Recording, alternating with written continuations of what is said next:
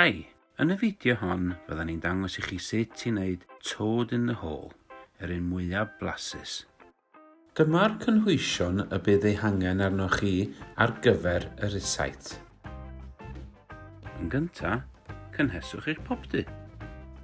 Rhowch ddigon o olew coginio i orchuddio gwaelod disgyl rostio dwfn.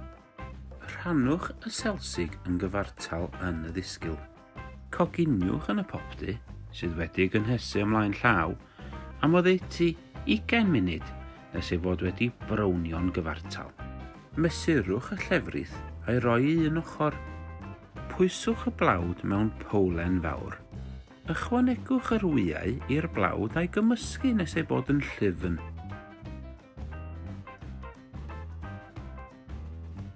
Ychwanegwch y llefrith yn raddol a daliwch i gymysgu. Ychwanegwch ychydig o halen a phupur.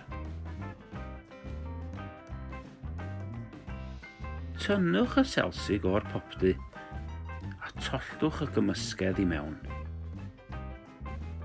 Rhowch y ddisgyl yn ôl yn y popty am 25 i 30 munud nes ei fod wedi codi ac yn frawn euraidd. Peidiwch ag agor y popty am o leiaf 25 munud. Tynnwch y ddisgyl o'r popty a'i dorri'n ofalus a'i rannu. Cofiwch fwynhau!